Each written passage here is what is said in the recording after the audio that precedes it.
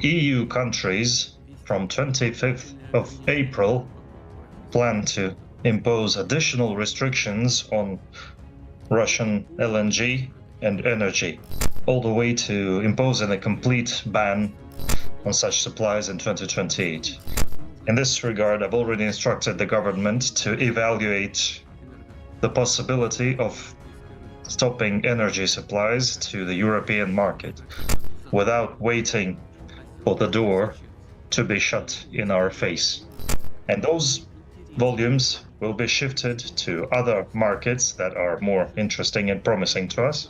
Right now, the market situation is developing in such a way that if we make this transition right now, if we shift to markets that really need increased supplies, we will get a stable foothold there in markets where there is reliable demand and where there are reliable long-term relations.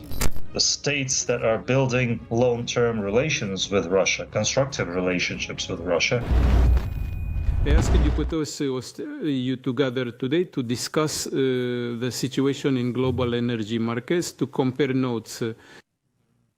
And I would like to hear your opinion regarding the events that are currently unfolding and to consult with you on how we can best coordinate the efforts of the state and our private companies in light of these ongoing developments. Let's also discuss, in this regard, Russia's further actions in the global energy sector as a whole, including and taking into account the worsening of the situation, as we understand it, in the Middle Eastern region.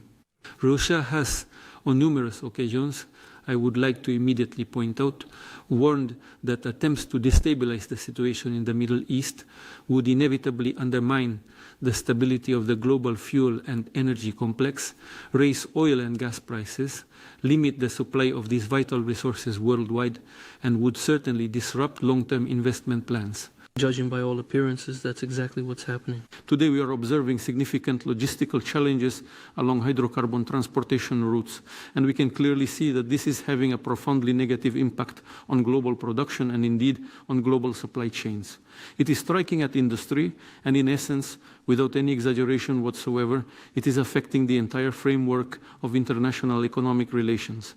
Because supply disruptions lead to other purely economic problems. Inflation is rising, and production, not only of oil and gas, but also the manufacturing of industrial goods is suffering.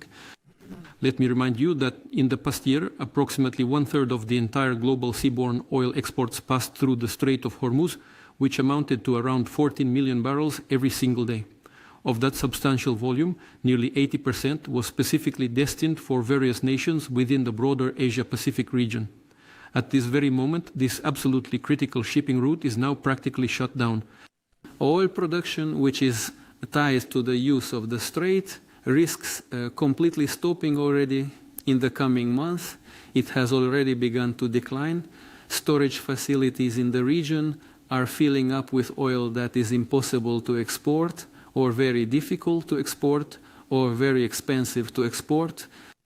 It's quite clear that Hamde does a complete rerouting of all Middle Eastern oil supplies without using the Strait of Hormuz is, at this moment, and certainly for now, simply unrealistic.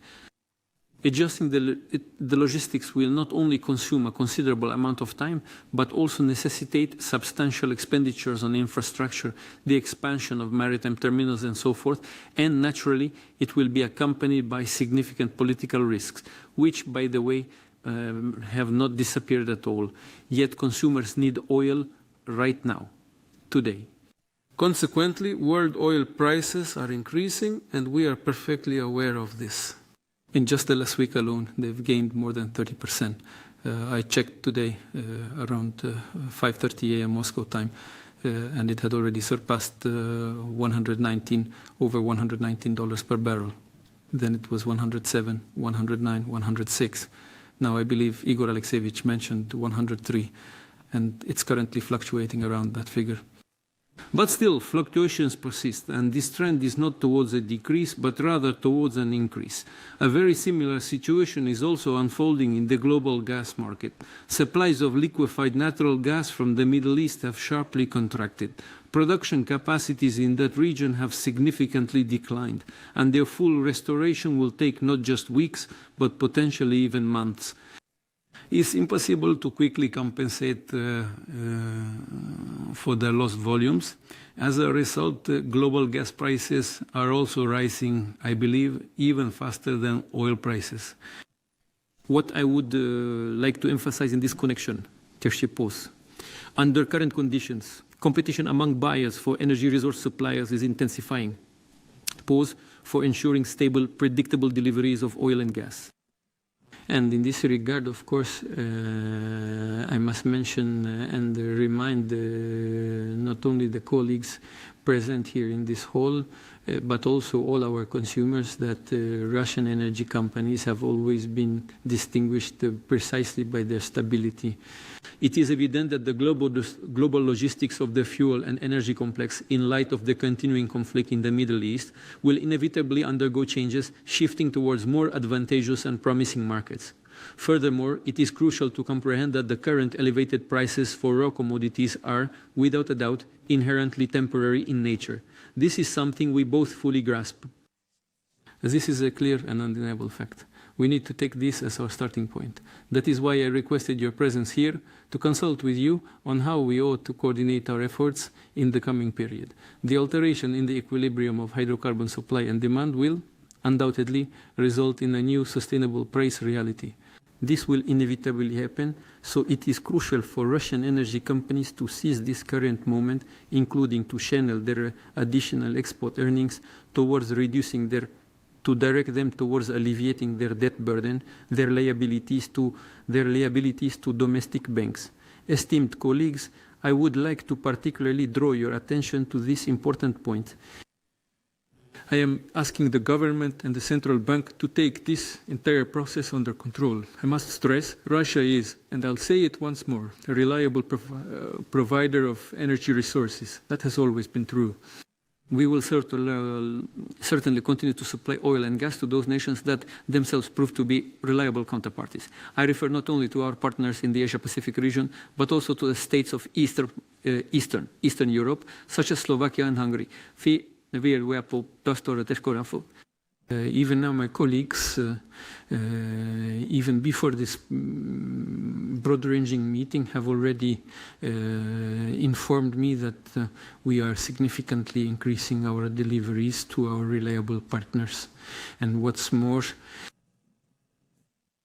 across multiple regions worldwide. At the same time, I want to remind you that the countries of the European Union are planning to introduce additional restrictions on the purchase of Russian hydrocarbons, including liquefied natural gas, starting from April 25th, leading up to a complete ban on such supplies by 2027. In this connection, the government has already been assigned the task to evaluate the possibility and feasibility of halting the deliveries of our energy resources to the European market. Rather than waiting for the door to be slammed in our faces, we should do it right now and redirect these volumes from the European market to more promising directions. And what's most important, to establish ourselves there. The current market situation is developing in such a way that if we reorient ourselves right now to